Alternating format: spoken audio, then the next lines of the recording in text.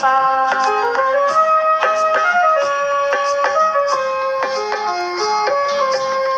प्यारे बाबा, मीठे बाबा, वतन में तेरे बाबा।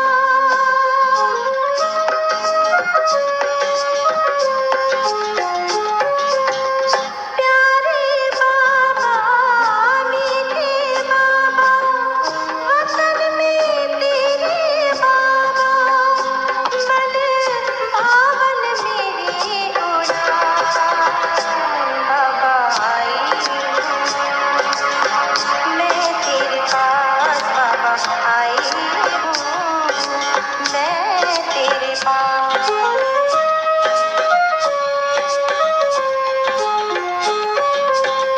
देह एक साधन मेरा, आत्मा है साधक।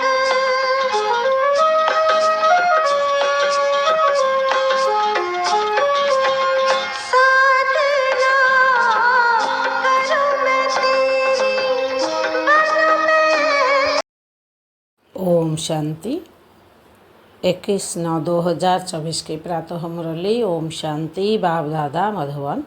बाबा कहते हैं, मीठे बच्चे, बाप कल्प कल्प आकर तुम बच्चों को अपना परिचय देते हैं। तुम्हें भी सबको बाप का यथार्थ परिचय देना है।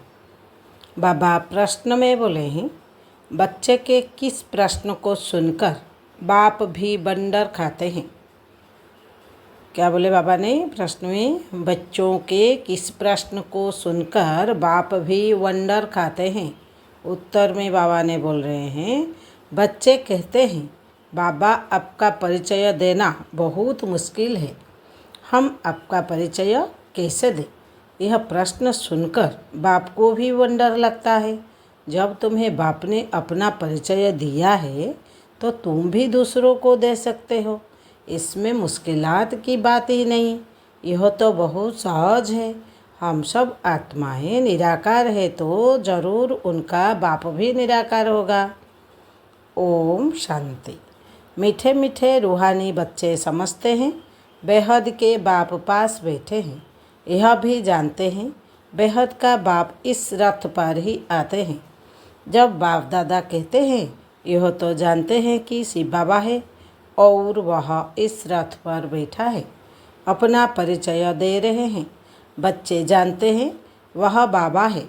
बाबा मत देते हैं कि रूहानी बाप को याद करो तो पाप भस्म हो जाए, जिसको योग अग्नि कहते हैं।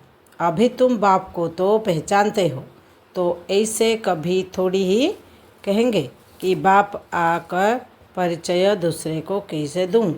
अभी तुम बाप को तो पहचानते हो, तो ऐसे कभी थोड़ी ही कहेंगे कि बाप का परिचय दूसरे को कैसे दूं।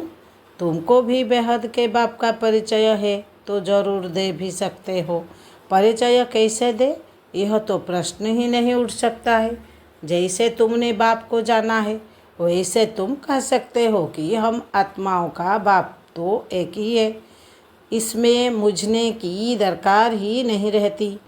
कोई कहते हैं बाबा आपका परिचय देना बड़ा मुश्किल होता है। अरे बाप का परिचय देना, इसमें तो मुश्किलात की कोई बात ही नहीं। जानवर भी इशारे से समझ जाते हैं कि मैं फलाने का बच्चा हूँ। तुम भी जानते हो कि हम आत्माओं का यह बाप है। हम आत्मा अभी इस शरीर में प्रवेश है। जैसे बाबा ने समझाया है कि आत्मा अकाल मूर्त है, ऐसे नहीं उसका कोई रूप नहीं है। बच्चों ने पहचाना है, बिल्कुल सिंपल बात है। आत्माओं का एक ही निराकार बाप है। हम सब आत्माएं भाई भाई है, बाप की संतान है। बाप से हमको वर्षा मिलता है, यह भी जानते हैं। ऐसा कोई बच्चा इस दुनिया में नहीं होगा जो बाप को और उनकी रचना को न जानता हो। बाप के पास क्या प्रॉपर्टी है वह सब जानते हैं। यह है ही आत्माओं और परमात्मा का मेला। यह कल्याणकारी मेला है। बाप है ही कल्याणकारी। बहुत कल्याण करते हैं। बाप को पहचानने से समझते हो बेहद के बाप से हमको बेहद का वर्षा मिलता है। वह जो सन्यासी गुरु होते हैं उनके शिष्यों को गुरु के वर्षे का मालूम नहीं रहता है। गुरु के पास क्या मुश्किलत है? गुरु के पास क्या मिलाकियत है? मिल्कियत। यह कोई शिष्य मुश्किल जानते होंगे। तुम्हारी बुद्धि में तो है, वह शिव बाबा है। मिल्कियत भी बाबा के पास होती है। बच्चे जानते हैं बेहद के बाप के पास मिल्कियत है। विश्व की बात सही स्वर्ग। यह बातें सिवाय तुम बच्चों के और कोई की बुद्धि में नहीं है। लौकिक बाप के पास क्या मिल्कियत है, वह उनके बच्चे ही जानते हैं। अभी तुम कहेंगे हम जीते जी पारलौकिक बाप के बने हैं, उनसे क्या मिलता है? वह भी जानते हैं। हम पहले शूद्र कुल में थे, अभी ब्राह्मण कुल में आ गए हैं। यह नॉलेज है कि बाबा हाँ इस ब्रह्मा तन में आते हैं। इनको प्रजापिता ब्रह्मा कहा जाता है। वह शिव तो है सब आत्माओं का फादर। इनको प्रजापिता ब्रह्मा को ग्रेट ग्रेट ग्रैंड फादर कहते हैं। अब हम इनके बच्चे बने हैं। शिव बाबा के लिए तो कहते हैं वह हाजिरा हुजूर है, जानी जानन हार है। यह भी अब तुम समझते हो कि वह कैसे रचना के आदि मध्य अंत की नॉलेज देते हैं। वह सब आत्माओं का बाप है। उनको नाम रूप से न्यारा कहना तो झूठ है। उनका नाम रूप भी याद है। रात्रि भी मनाते हैं। जयंती तो मनुष्यों की होती है, शिव बाबा की रात्रि कहेंगे। बच्चे समझते हैं रात्रि किसको कहा जाता है। रात में घोर अंधियारा हो जाता है। अज्ञान अंधियारा है ना। ज्ञान सूर्य प्रगटा, अज्ञान अंधेरे विनाश। अभी भी गाते हैं परंतु अर्थ कुछ नहीं समझते। सूर्य कौन है, कब प्रगटा, कुछ नहीं समझाते, कुछ नहीं समझते। बाप समझाते हैं। ज्ञान सूर्य को ज्ञान सागर भी कहा जाता है। बेहद का बाप ज्ञान का सागर है। सन्यासी गुरु गोसाई आदि अपने को शास्त्रों की अथॉरिटी समझते हैं। वह सब है भक्ति। बहुत देव बहुत वेद शास्त्र पढ़कर विद्वान होते हैं तो बाप रूहानी बच्चों को वेद समझाते हैं। इनको कहा जाता है आत्मा और परमात्मा का मेला। तुम समझते हो बाप इस रथ में आए हुए हैं। इस मिलन को ही मिला कहते हैं। जब हम घर जाते हैं तो वह भी मेला है। यहाँ बाप खुद बैठ पढ़ाते हैं। वह फादर भी है, टीचर भी है। यह एक ही पॉइंट अच्छी रीति धारण करो, भूलो मत। अब बाप तो है निराकार। उनको अपना शरीर नहीं है तो जरूर लेना पड़े तो खुद कहते हैं मैं प्रकृति का आधार लेता हूँ, नहीं तो वैल्यू कैसे, नहीं तो बोलूँ कैसे। शरीर बिगोर तो बोलना होता नहीं। तो बाप इस तन में आते हैं। इनका नाम रखा है ब्रह्मा। हम भी शूद्र से ब्राह्मण बने तो नाम बदलना ही चाहिए। नाम तो तुम्हारे रखे थे परंतु उसमें भी अभी देखो तो कोई है नहीं, कोई है ही नहीं। इसलिए ब्राह्मणों की माला नहीं होती। भक्त माला और रुद्रमाला गाई हुई है, ब्राह्मणों की माला नहीं होती। विष्णु की माला तो चली आई है। सूक्ष्म तन में विष्णु को 4 भुजा वाला दिखाया है। 2 भुजा लक्ष्मी की, 2 भुजा नारायण की। बाप समझाते हैं मैं धोबी हूँ।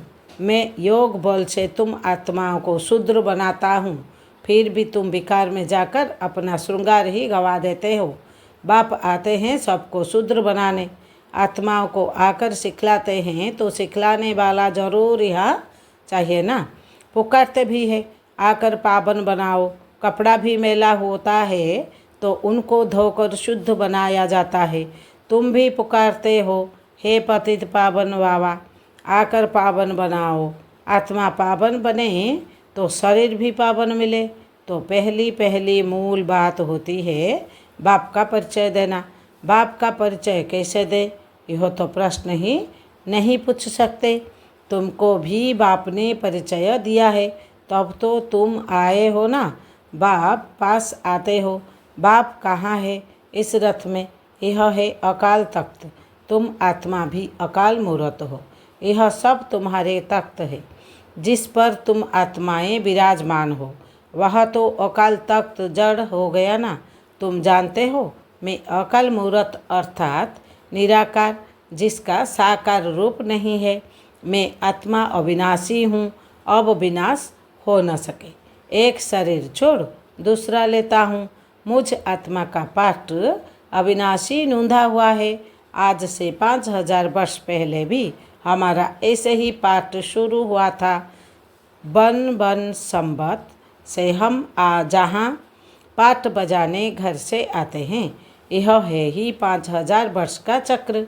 वह तो लाखों वर्ष कह देते हैं, इसीलिए थोड़े वर्षा का विचार में नहीं आता। तो बच्चे ऐसा कभी कह नहीं सकते कि हम बाप का परिचय किसको कैसे दें। ऐसे ऐसे प्रश्न पूछते हैं तो वंडर लगता है।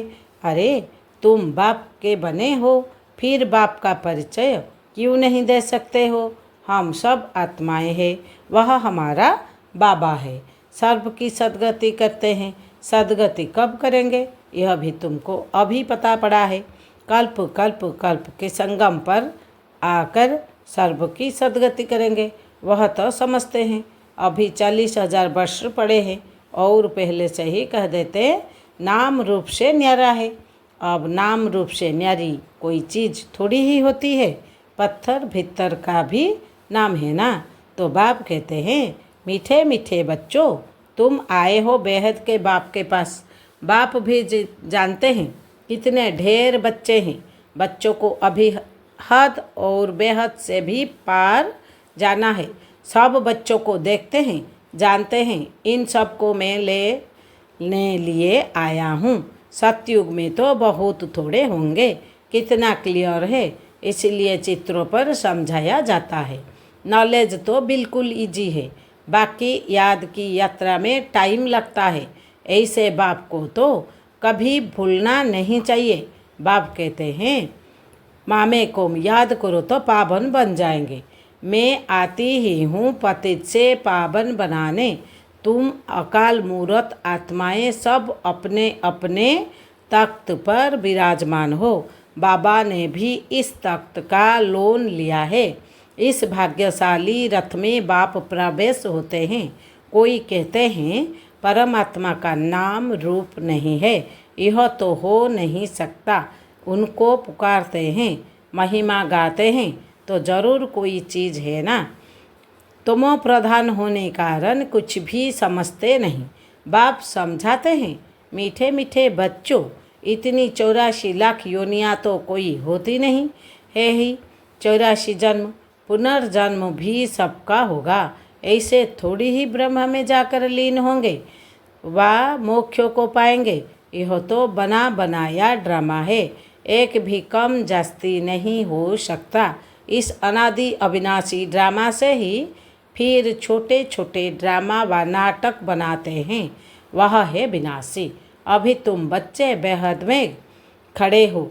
तुम बच्चों को यह नॉलेज मिली हुई है हमने कैसे 84 जन्म लिए हैं।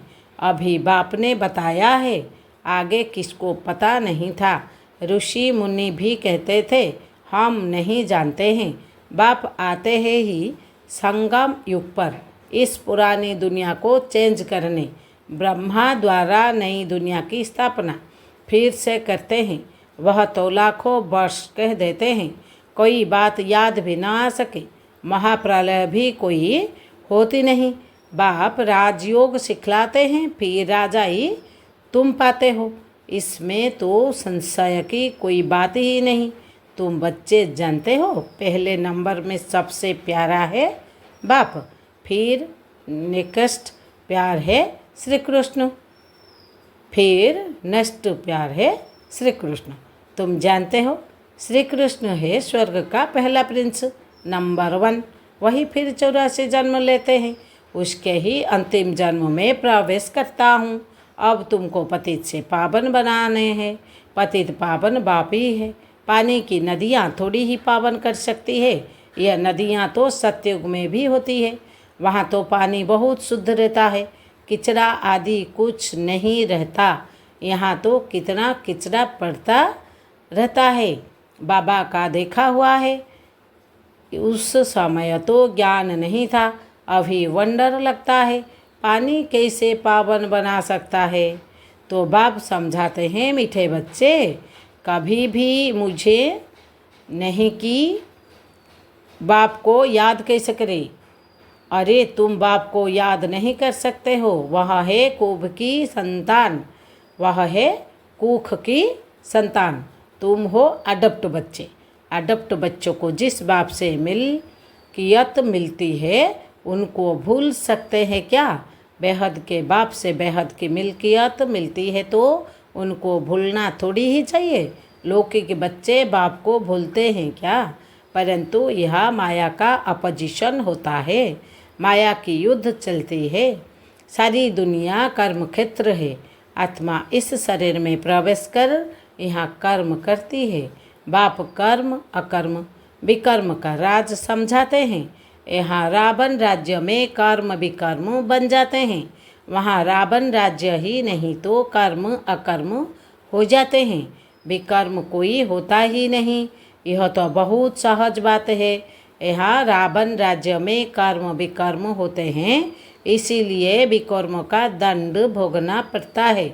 ऐसे थोड़ी ही कहेंगे रावण अनादि है।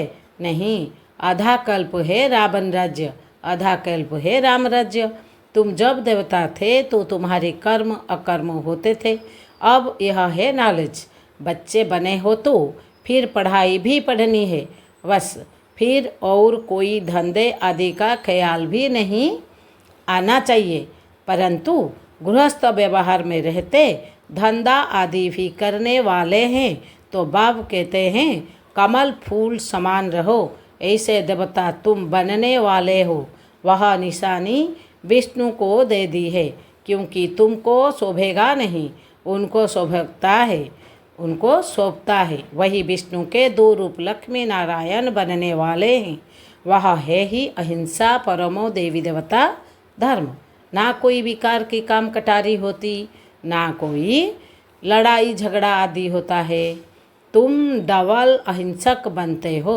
सत्युग के मालिक थे, नाम है ही गोल्डन एज, कंचन दुनिया।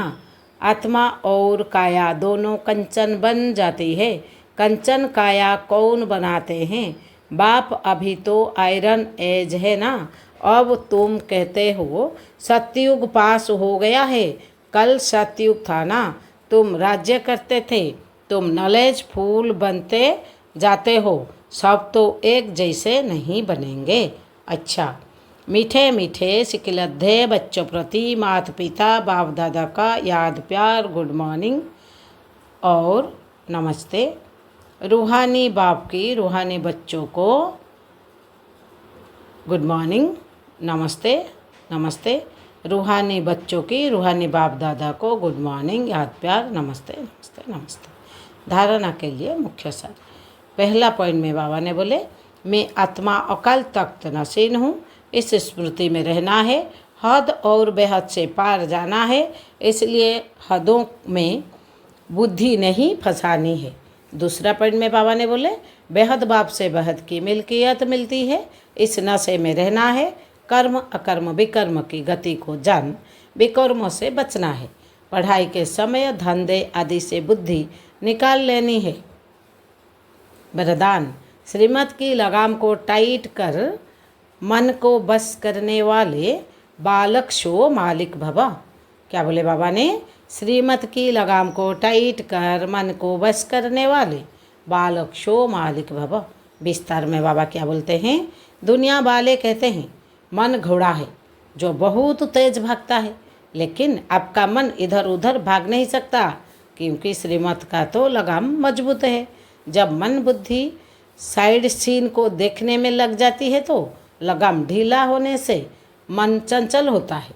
इसलिए जब भी कोई बात हो, मन चंचल हो तो श्रीमत का लगाम टाइट करो तो मंजिल पर पहुंच जाएंगे। बालक शो मालिक हूँ, इस स्मृति से अधिकारी बन मन को अपने बस में रखो। स्लोगान में बाबा ने बोले सदा निश्चय हो कि जो हो रहा है वो भी अच्छा और जो होने वाला है वो और भी अच्छा, तो अचल और डल रहेंगे। बाबा कितना सुंदर स्लोगान में दिए हैं आज। सदा निश्चय है कि जो हो रहा है वो भी अच्छा, जो होने वाला है वो और भी अच्छा, तो अचल और डल रहेंगे। ओम शांति, ओम शांति।